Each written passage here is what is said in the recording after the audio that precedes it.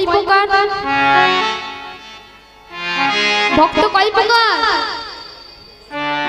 ভক্ত দুই প্রকার। কি কি? একটি সকাম আর একটি নিষ্কাম। সকাম মানে কি? সকাম মানে হলো ভগবানের কিছু কাছে দেয়া পরিবর্তে কিছু নেয়া। আর নিষ্কাম মানে যারা ভগবানকে দিয়ে যারা কোনোদিন কিছু ভগবানের কাছে চায় না, তারা হলো নিষ্কাম। তাই সেই নিষ্কামের জন্যই সাক্ষী দিতে আসে। নিতাই বলছে, আরে ভাই, এটি একটি ছোট্ট গ্রাম। এই গ্রামে দুইজন ব্রাহ্মণ থাকত, একটি সকাম আর একটি নিষ্কাম। এই গ্রামে একটি ছোট্ট নদী বয়ে গেছে। সেই নদীটার নাম হলো চন্দ্রভাগা নদী। তাই এই গ্রামটার নাম কি? বিদ্যানগর গ্রাম।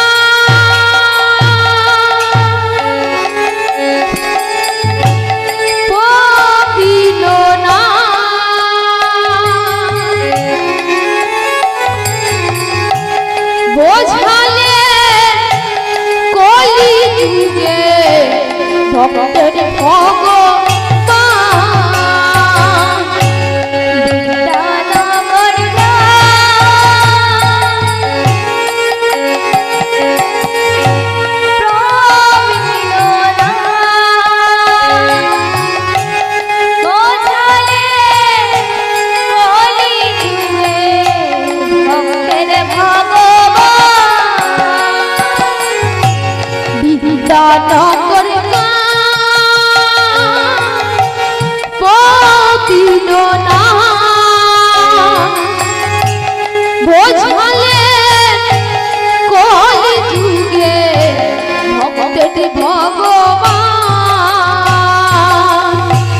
বিদ্যানগর ওতারে পবিন না বোঝালে কলি যুগে ভক্তের ভগবান। এই বিদ্যানগর গ্রামে দুইজন ব্রাহ্মণ থাকতো। একজনের নাম প্রবীণ ব্রাহ্মণ আর একজনের নাম কি? ও সে নবীন নামে ছিল ব্রাহ্মণ। নবীন নামে ছিল ব্রাহ্মণ। নবীন নামে ছিল ব্রাহ্মণ। তার নবীন নামে ছিল ব্রাহ্মণ।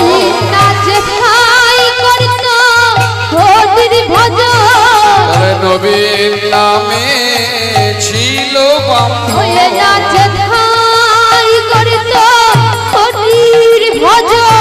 নবীন নামে ছিল ব্রাহ্মণ।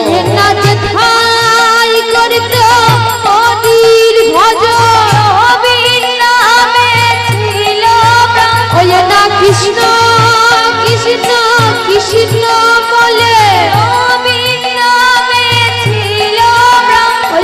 কৃষ্ণ কৃষ্ণ কৃষ্ণ বলে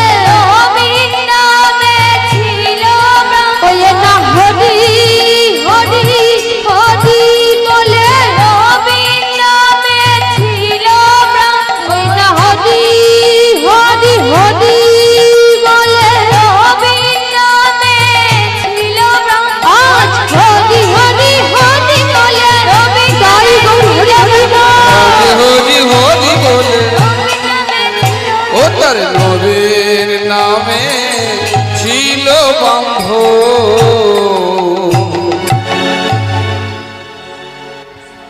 এই বিদ্যানগর গ্রামে দুইজন ব্রাহ্মণ থাকতো। একজনের নাম প্রবীণ ব্রাহ্মণ। প্রবীণ ব্রাহ্মণের বয়স কত? প্রবীণ ব্রাহ্মণের বয়স হলো 80 বছর। 4 ছেলে একটি মেয়ে। আর নবীন ব্রাহ্মণের বয়স কত? নবীন ব্রাহ্মণের বয়স হলো 30 বছর। বাল্যকালে বাবা মাকে হারিয়ে চন্দ্রভাগা নদীর ধারে একটি গোপালের মন্দির ছিল। সেই গোপালের মন্দিরে সেই নবীন ব্রাহ্মণ থাকতো, ভিক্ষা করে নিয়ে আনতো, গোপালকে সেবা দিয়ে নিজে গ্রহণ করত।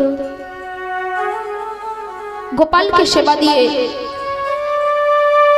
নবীন ব্রাহ্মণ নিজে গ্রহণ করত। আর প্রবীণ ব্রাহ্মণের বয়স 80 বছর। 4 ছেলে, 3 ছেলের বিয়ে দিয়েছে,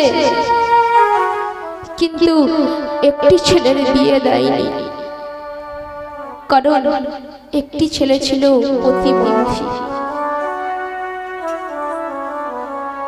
সে ভাবলো আমি কোনো মেয়ের জীবন নষ্ট করতে চাই না,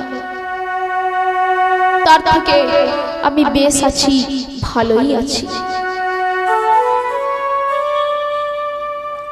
প্রবীণ ব্রাহ্মণের ইচ্ছা জাগলো।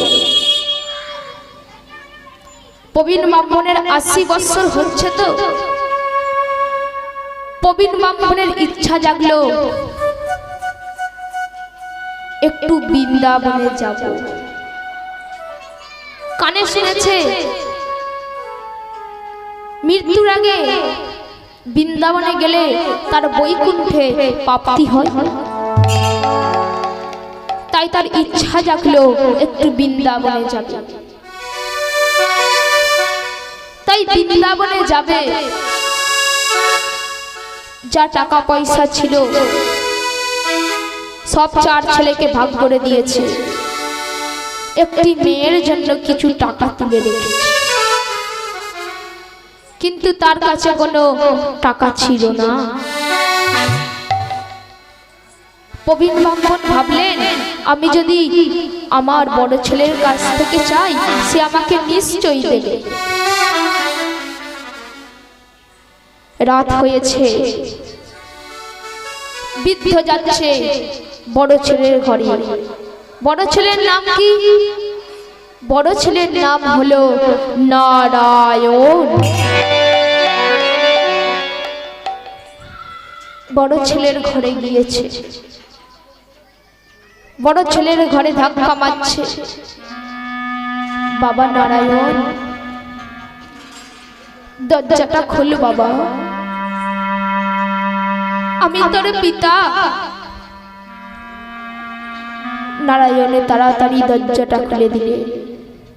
একই পিতা, তুমি তুমি এত রাত্রিরে ডাকছো কেন? বৃদ্ধ বলছে বাবা আমার তো 80 বছর বয়স হচ্ছে, তাই আমার ইচ্ছা জেগেছে একটু বৃন্দাবনে যাব। যাও না বাবা, এ তো খুব ভালো কথা, কিন্তু বাবা বৃন্দাবনে যাব,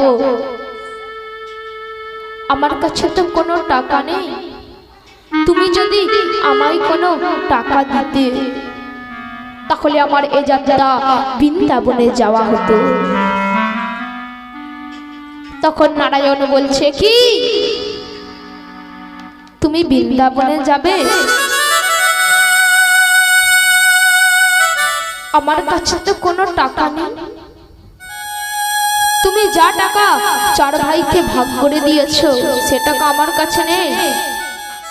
যা আছে লক্ষ্মীর ঝোলায়। নারায়ণের স্ত্রীর নাম ছিল লক্ষ্মী। যা আছে লক্ষ্মীর ঝোলায়। বলল লক্ষ্মীর ঝোলায় মানে? বলল জানো না, আমার স্ত্রীর নাম লক্ষ্মী। আমি যা টাকা পয়সা ইনকাম করে নিয়ে আসি সব লক্ষ্মীকেই দিই। তুমি যদি অন্য কোথাও যেতে, লক্ষ্মী টাকা দিত, কিন্তু বৃন্দাবনের নাম শুনলে সে একদমই টাকা দিত না। কারণ লক্ষ্মী বাজে খরচ করে না। সেই কথা শুনে দ্রম করে দরজাটা বন্ধ করে দিল। বৃদ্ধ চোখের জলে কাঁদতে লাগলো আর বলছে, আমি এত কষ্ট করে যাদেরকে মানুষ করলাম, কুকুরের মতন না খেয়ে তাকে খাওয়ালাম, সে এখন আমায় কিছু দিল না। যাই, মেজ ছেলের কাছে যাই। মেজ ছেলের নাম কি? মেজ ছেলের নাম হলো রঘুনন্দন।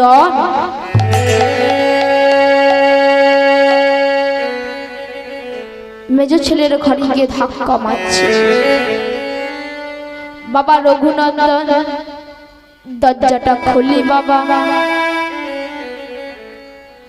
তখন রঘু যেই দরজাটা খুলতে যাবে, অমনি তার স্ত্রী চোখ আঁকড়ে ধরবে। কি, তুমি কোথায় যাচ্ছ? বলল, জানো না, যিনি বাইরে থেকে চিৎকার করে ডাকছে উনি আমার পিতা। বলল, তোমার পিতা কেন ডাকছে আমি জানি। বলল, তুমি কি করে জানলে?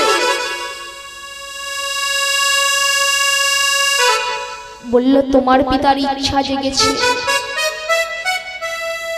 একটু বৃন্দাবনে যাবে। বদ্দার কাছে টাকা চেয়েছে, কিন্তু বদ্দা তাকে টাকা দেয় না। তিনি বৌদির নাম করে কাটিয়ে দিয়েছে।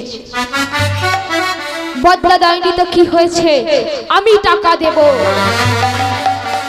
ভক্তমণ্ডলী, ভক্তিমতী মায়েরা, এই দেখুন একমাত্র পুত্র। বলে দরজাটা আর খুলল না। যেই আলমারিতে টাকা আনতে যাবেন, অপরিস্তাস্তি বলল, দাও না, দিয়ে দাও, সবই তো তোমারই টাকা। কিন্তু বাবা যখন বৃন্দাবন থেকে ফিরে আসবে, আমি দেখিয়ে দেব আমি কি মানুষ।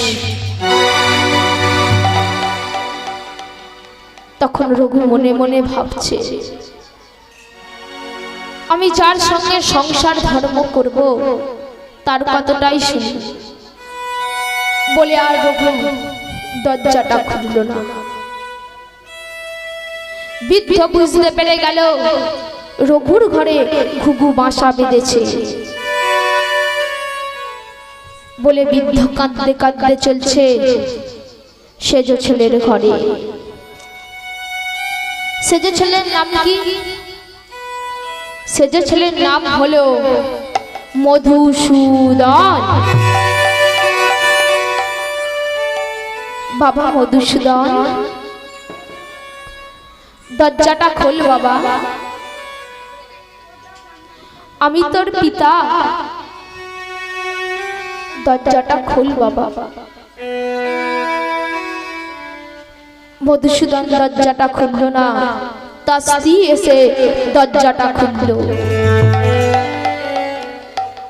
একি মা, তুমি আবার এলে কেন? কই মধু কই? বলল, পিতা, তোমার ছেলেই আমাকে পাঠিয়েছে, যাও, পিতা ডাকছে। যাও, আমাদের পিতা ডাকছে। বলো না বাবা, কি হয়েছে? বলল, মা, তাহলে আমার মনের কথাটা তোমাকেই কি বলে দিই। আমার তো 80 বছর বয়স হয়েছে, তাই আমার ইচ্ছা জেগেছে একটু বৃন্দাবনে যাব। মৃত্যুর আগে বৃন্দাবনে গেলে নাকি বৈকুণ্ঠে সে প্রাপ্তি হয়। আমার একটু ইচ্ছা জেগেছে বৃন্দাবনে যাব। তাই তো যা টাকা পয়সা ছিল তোমাদেরকেই ভাগ করে দিয়েছি। তাই তুমি যদি আমায় কিছু টাকা দিতে তাহলে এই যাত্রা আমার বৃন্দাবনে যাওয়া হতো। তখন মধুর বউ রেগে গিয়ে বললে, কি পিতা, তুমি এতদিন কি করছিলে? এতদিন কি নাকে সর্ষের তেল দিয়ে ঘুমাচ্ছিলে? এবারে তোমাকে বৃন্দাবনে নয়, এবারে তোমাকে খাটে তোলার ব্যবস্থাটা করতে হবে। বলে ধরাম করে দরজাটা বন্ধ করে দিল। আরে বলছে, এত কষ্ট করে যাত্রাকে মানুষ করলাম, তারাই আমায় অপমান করে তাড়িয়ে দিল। বৃদ্ধ যাচ্ছে, রাত 2টোর সময় কাপড় জামা গোছাচ্ছে, গুছিয়ে যাচ্ছে। যেই বেরোতে যাবেন অমনি বৃদ্ধ স্ত্রী কাঁদছে, বলছে, কি তুমি কোথায় যাচ্ছ? বলল, আমি বৃন্দাবনে যাচ্ছি। বলল, স্বামী স্ত্রী, কখনো বৃন্দাবনে তো একা যাওয়া যায় না, তাই তুমি আমার সঙ্গে যাবে। বলল, বৃন্দাবনে গেলে কি হবে? বলল, দুজনেই পুণ্য পাবো। বলল, না, আমার পুণ্যের দরকার নেই, আমি ঘরে বসেই পুণ্য পেয়ে যাব। বলল, কি করে? বলল, শুনবে, স্বামী নারী সতীর ঘরেই ভাগ পেয়ে যায়। চমকে গেল বৃদ্ধ। রাত 2টোর সময় চলছে, চন্দ্রভাগা নদীর জলে আত্মহত্যা করতে। চন্দ্রভাগা নদীর ধারে গিয়ে বৃদ্ধ কাঁদছে। নবীন ব্রাহ্মণ যখন গোপালকে সেবা দিচ্ছিল, ভজন করছিল, তখন তার মনে আওয়াজ শুনতে পেল নদীর ধারে কে একজন কাঁদছে। অমনি নবীন ব্রাহ্মণ বাইরে বেরিয়ে এসে সেই বৃদ্ধকে জড়িয়ে ধরলেন। বললে, কি তুমি কোথায় যাচ্ছ? তোমার বাড়ি কোথায়? বলল, শুনবে, তাহলে শোনো, আমার নাম হলো প্রবীণ ব্রাহ্মণ। বলে, টাকা পয়সা কেউ দেয়নি, ঘরের ভিতরে ঢুকবে, অমনি তার ছোট ছেলে দাঁড়িয়ে আছে। ভক্তমণ্ডলী, ভক্তিমতী মায়েরা, ছোট ছেলের নাম কি? ছোট ছেলের নাম হলো বিপদ ভঞ্জন। বলল, পিতা, তুমি কাঁদছো কেন পিতা? আমি বুঝতে পেরেছি তুমি বৃন্দাবনে যাবে, তোমাকে কেউ টাকা দেয়নি, আমি দেব তোমাকে টাকা।